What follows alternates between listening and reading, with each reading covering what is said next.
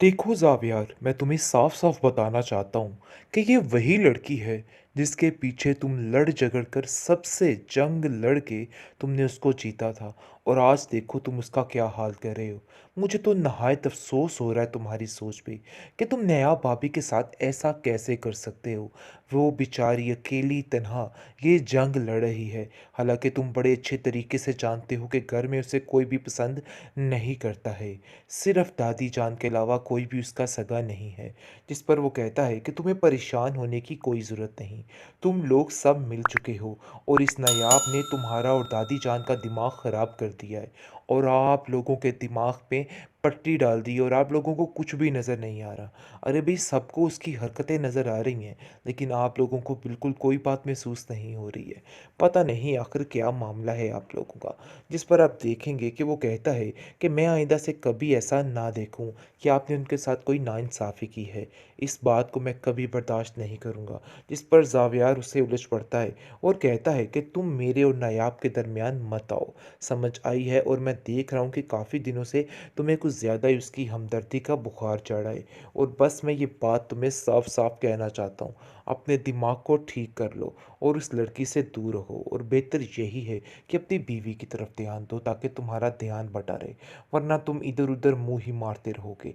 ये बात सुनकर उसको अंदाज़ा हो जाता है कि नयाब बिल्कुल ठीक कह रही थी कि ये लोग सब मिलकर शक कर रहे हैं और शक की वजह से ये सब कुछ कर रहे हैं। लेकिन आप देखेंगे कि ये बात जुनैद सोचना भी नहीं चाहता कि नयाब की और उसके बारे में क्या क्या बातें चल रही हैं। इसलिए उसको तसल्ली ही देता हुआ नज़र आता है और कहता है कि परेशान मत हो, सब ठीक हो जाएगा। देख लेना, मैं सब ठीक कर लूँगा। नायाब किस चीज़ का दिखावा कर रही हो इस घर में? इस घर में तुम्हारी कोई भी जगह नहीं है और चाहते हुए भी तुम अपनी जगह इधर नहीं बना सकती हो। देखो, अगर कोई फ़र्क उधर आ जाता।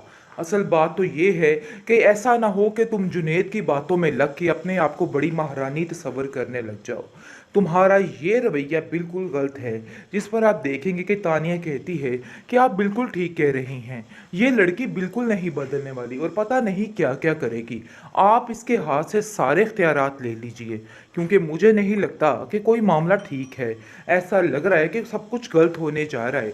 यानी कि तानिया बुरे तरीके से दिमाग भर रही है अपनी सास का और कहती है कि बात कीजिए दादी जान से कि सारे इख्तियारात उससे ले लिए जाएं, क्योंकि मुझे नहीं लगता कि कोई भी मामला ठीक है। जिस पर आप देखेंगे कि नयाब कहती है कि मैंने कौन से आप लोगों के इख्तियारात को छेड़ा है, मैंने तो कभी किसी चीज़ का नाजायज़ फ़ायदा नहीं उठाया है। अरे एक बात की थी सीधी सी, लेकिन आप लोगों ने तो उस बात का तमाशा ही बना के रख दिया। ऐसी तो कोई बात है ही नहीं थी। लेकिन आप देखेंगे कि वो मानने को तैयार ही नहीं। जावियार कहता है कि कोई ना कोई ऐसी बात तो ज़रूर है, लेकिन इतनी पुरानी हमारी मुलाजमा झूठ कैसे बोल सकती है? तुमने ज़रूर कुछ किया होगा। मुझे पहले दिन से ही शक था कि तुम ये हरकतें करोगी और देखो आज वही हुआ है। तुमने वही कर दिखाया जिस चीज़ का हमें डर था। जिस पर वो कहती है, मेरा यकीन माने, लोगों की बातों में आके आप अपने आप को इस तरह से क्यों ख़राब कर रहे हैं? मैंने कुछ भी नहीं किया, आपको मेरी इस बात पर यकीन करना होगा। लेकिन निगार कहती है कि वो मेरा बेटा है और मेरी ही बात पे यकीन करेगा। देखो, तुम्हारी हैसियत नहीं है इस घर में रहने की, और इसीलिए समझाती थी। इस किस्म की लड़कियां इसी तरह के काम करते हैं, लेकिन तुम्हें अपनी माँ की बात समझ नहीं देखो, इन सब चालाकियों से कुछ भी हासिल नहीं होने वाला। ये बात तो तय है कि आप जो कुछ मर्जी कर लो, लेकिन ऐसा वैसा कुछ नहीं होगा। जो उसकी हैसियत है वो उसकी हैसियत ही रहने वाली है। खैर, आप देखेंगे कि नयाब काफ़ी ज़्यादा परेशान है। जिस पर उसकी अपनी दादी उसको कॉल करती है और कहती है कि मुझे तो बहुत अफसोस हुआ ये सुनकर। इतना भी दीद लिहाज नहीं था जावियार में कि उसने हमें 2 पल के लिए वहाँ पे बर्दाश्त कर लिया हो। मैं तो हैरान ही होगी, मेरी तो अक्ल ही दंग रहेगी। तुम्हारी भाभी इस बात से काफ़ी खफा है। आखिर ये लोग क्या अपने आप को समझते हैं, ऐसा कैसे कर सकते हैं? जिस पर वो कहती है, आप फिक्र मत करें, सब ठीक हो जाएगा। और भाभी को भी समझाइएगा कि दिल में ऐसी कोई भी बात ना रखेगा। खैर, आप देखेंगे कि हर तरीके से नयाब हर चीज़ को हैंडल करने की कोशिश करती है, लेकिन बेसूद कुछ भी उसको हासिल नहीं होता है। जो वो अच्छा करने की कोशिश करती है उसके बरक्स हो जाता है और उल्ट हो जाता है। इसलिए वो काफ़ी परेशान हो जाती है। लेकिन घर में उसकी दादी की तबीयत दिन ब दिन काफ़ी बिगड़ती जा रही है और ख़राब होती जा रही है। ज़ाहिर सी बात है, हर वक्त वो नयाब की टेंशन ले लेके पागल हो रही है और बार-बार यही कह रही है कि अगर मैंने उसकी तरबियत में थोड़ा चालाकपन ले आती तो ऐसा ना होता। आज जिस तरह वो धक्के खा रही है, ऐसे नहीं होना था। ख़ैर आप देखेंगे कि नायाब जो है वो दादी से कहती है कि सारे ठीक ही तो कह रहे हैं। आप सारी ज़िम्मेदारियाँ हर चीज़ अपने होल्ड में रखें या फिर तानिया को दे दीजिए। वो वाक़ई में मुझसे बहुत ज़्यादा काबिल है और वो हर चीज़ को बड़े अच्छे तरीके से सँभालेगी। आगे से वो कहती है कि ये बात तुमने तय नहीं करनी है, ये बात मैंने तय करनी है और मैंने कर ली है। जो जिसका हक है उसको ज़रूर मिलेगा। देखो किसी के साथ इधर नाइंसाफ़ी नहीं हो रही है। तुम्हें परेशान होने की कोई भी ज़रूरत नहीं। यानी कि पूरे तरीके से उसको तसल्ली दी जा रही है कि तुम इन सब बातों की टेंशन ना लो। हालाँकि बीचन जानती हैं कि सारा कुछ वो लोगों के कहने पे कर रही है। यानी कि दिन ब दिन जो उसके बदतर से बदतर हालात होते जा रहे हैं, उसको देखकर उसके मद्देनज़र वो ये सारी बातें कर रही है। लेकिन आप देखेंगी कि वो उसको समझाने की कोशिश करती है कि तुम बिला वजह परेशान मत हो। ये लोगों का काम है बोलना और ये लोग बोलते रहेंगे। इसलिए मज़ीद इन सब लोगों की टेंशन नहीं लेनी है। ख़ैर आप देखेंगे कि जुवेरिया कहती है कि इस बात का बदला तो मैं लेकर ही रहूँगी इससे। इसने जो-जो कुछ मेरे साथ किया है, इन सब चीज़ों में इसकी गलती है। लेकिन ज़ावेर कहता है कि एक बात मैं आपको बताता चलूँ कि वो जो तुम्हारा रिश्ता ख़त्म हुआ था उसकी वजह ये बेचारी नायाब नहीं थी, बल्कि तुम खुद थी। आगे से आप देखेंगे कि वो अपने भाई से उलझ पड़ती है और कहती है कि आखिर आप भी उसकी ज़ुबान बोलने लग चुके हैं। ये बात तो तय है और ये बात हमें समझ आ रही है।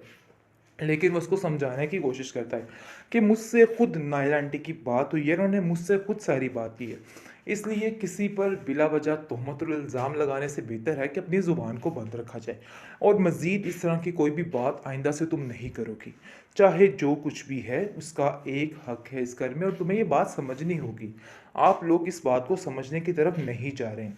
लेकिन जैसे ही उसका दिमाग अच्छे रास्ते पर, अच्छे ट्रैक पर चलता है, साथ ही तानिया और निगार कुछ ना कुछ ऐसा कर देती हैं कि सारा मामला उल्ट हो जाता है और कुछ समझ भी नहीं आती किसी को।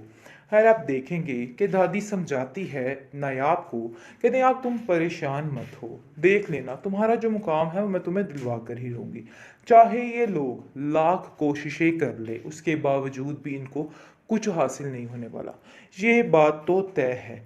लेकिन आप देखेंगे कि फ़िलहाल जो मामलात जा रहे हैं उनकी वजह से बेचारी नायाब काफ़ी परेशान है और वो समझ रही है कि बहुत मुश्किल है ये सब कुछ करना क्योंकि उसको खुद समझ नहीं आ रही है।